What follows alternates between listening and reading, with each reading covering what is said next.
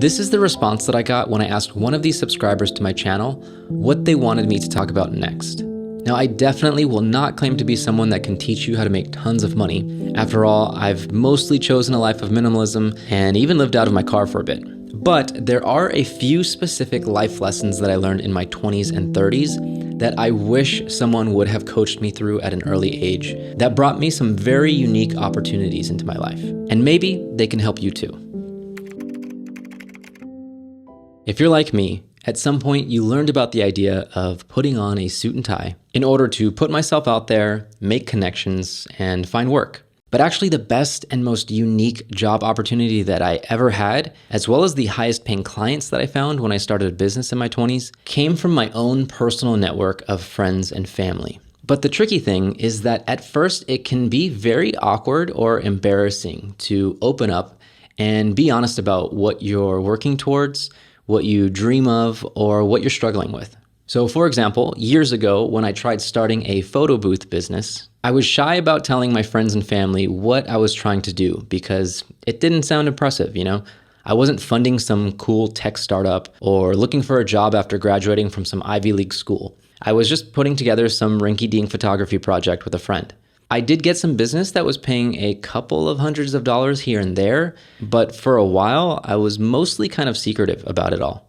But at some point, I let go of the embarrassment and started using social media to tell people what I was working on and what kinds of clients I was trying to get. I was direct, honest, and vulnerable. And eventually, someone in my personal network connected me to my first corporate client that paid thousands of dollars for our service without any hesitation. And this happened with jobs too.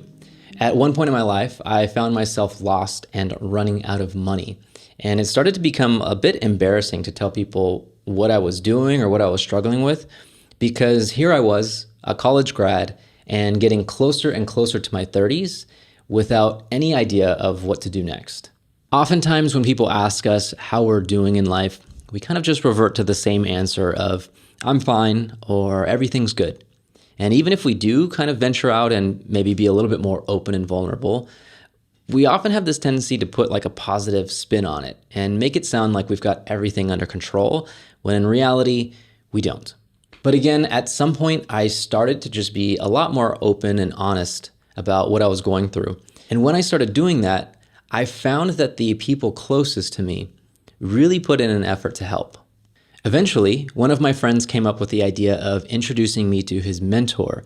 And long story short, that mentor not only ended up becoming my boss, but was actually looking for someone to kind of train and teach his business to, so that he eventually could pass that business on to someone that he trusts.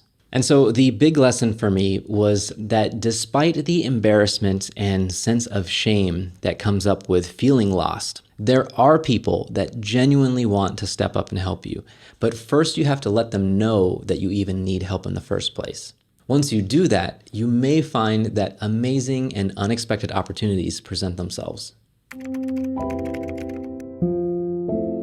One thing that I've always struggled with is that I've always felt like I've been kind of a jack of all trades and master of none. On one hand, it's something I really appreciate about myself because it's given me so many amazing experiences in life. It's helped me connect with different people, and I think it's made me so much more open-minded. But I've got to admit, it does make it a bit harder to make money.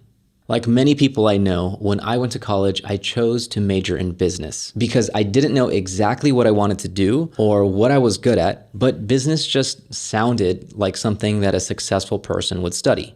Now, this will eventually give you a degree that can lead to job opportunities that simply want to know that you've made it through school, but it can also lead to a college experience and an early work life with very little direction, inspiration, and focus. My advice to my younger self would be to spend some extra time, even if that meant taking a break after high school, to really think of one specific skill or trade that genuinely interested me and that I would be naturally decent at, and only then commit to several years of schooling if it was necessary. Then I would let that be my main focus so that I would always have at least one specific skill that I genuinely enjoyed doing and that I could always rely on for income. One recommendation that I have for people in their 20s or just entering the workforce is don't underestimate the power of doing whatever it takes to get your foot in the door at a very small and intimate company where everyone knows your name, everyone works together as a close-knit team, and where you have direct access to the owner of the business. My job in real estate started this way, and a few other people that I know found unique opportunities like this too. Sometimes you end up learning so much more than you would at a big name company because you're often able to get involved with all the different aspects of the business. And at least from my experience, people are very likely to take you under their wing and mentor you, giving you so much more time and attention than you would get at a huge corporation. Not only that, but these small companies can sometimes lead to some very interesting life opportunities. Both me and at least one other person I know have had opportunities at small companies like this, where the owner of the business eventually wanted to pass down or sell the company to someone that they know and trust personally. And so we found ourselves in a unique position to be able to acquire a business that was already running and already successful. But even if the opportunity isn't quite as big as this, working at these small companies oftentimes means that the people that take you under their wing or that work directly above you are more willing to actually go out of their way to connect you to other unique opportunities if you ever decide that you want to change careers or just make some kind of change in your life. And so that can lead to some very unique money-making opportunities as well. Speaking of mentors, finding one or two in your life is really such an amazing life hack. I'd heard about the idea of getting a mentor before, but I guess I always just thought, who would want to invest their time and energy in me? What would they get out of it? But what I realized is that similar to the point that I made earlier, once you open up and you let people know what you're working on or what you want to be working on, you find that there are people out there that genuinely get fulfillment from teaching people what they know, from sharing their life experiences with someone else and helping that person grow. And so they're very willing to volunteer their time and energy into someone that's willing to learn. It's just simply that no one usually asks. The first mentor that I had was my former boss. As I mentioned before, he invested in me by giving me a job. He taught me all about real estate, finance, leases, management, and law. He paid for further education so I could do my job even better, and he built a personal relationship with me beyond just work. My second mentor was actually a client from that job that I just mentioned. I managed properties for him, and he shared with me his strategy for buying and selling investments. He voluntarily paid me bonuses when I finished a project. He introduced me to his family, and when I was faced with the most challenging and stressful project of my whole career at that company, he straight up told me that he knows he could easily find a manager that was more experienced and could get these projects done faster, but he wanted to work with me. Now, a mentor doesn't have to revolve solely around work, but the lesson here is this: happy and successful people want to invest in others. They want to share and teach what they know, and they believe that helping others that are ambitious, that are kind and thoughtful, that are honest and teachable is a way to make the world a better place and to make their own lives more fulfilling. And so finding a mentor can open up opportunities in life that are completely unique and unexpected. Here's a bit of a PSA to anyone that's in their 20s or even younger. It gets so much harder to leave your comfort zone and try new and interesting things when you get older. I'm not even that old, but your 30s just hit so much differently than your 20s because there's just so much less expectation on you when you're at that earlier age.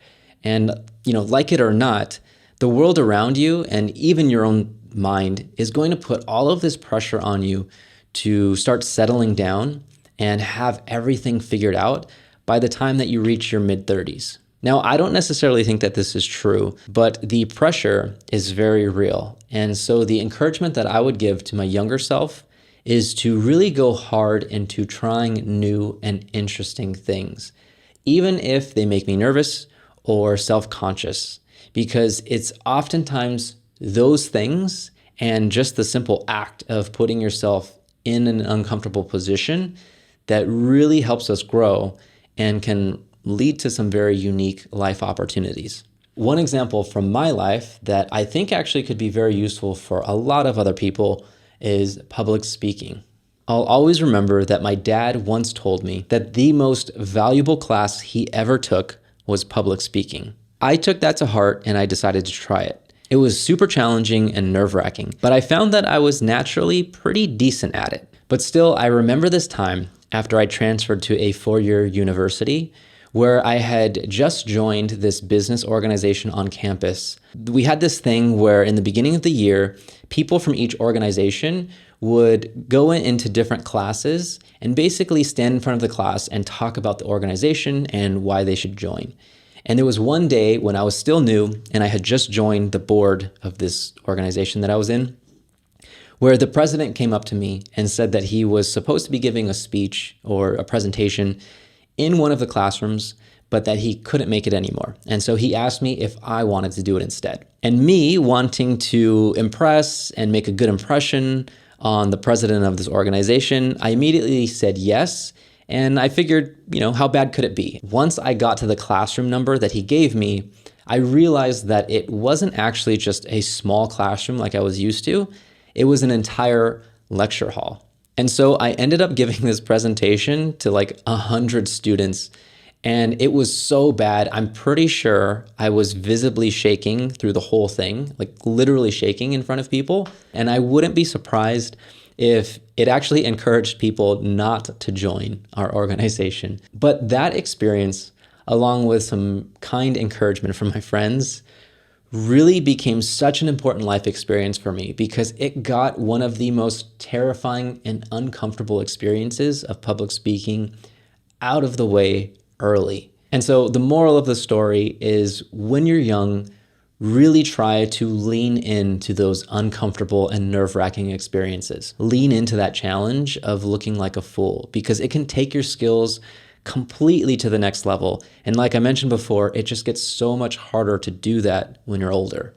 So, what did you think? Let me know in the comments below, and maybe I'll make a video about that as well. For more contemplation about life in our 20s and 30s, or simply exploring the world, you might want to check out this video next.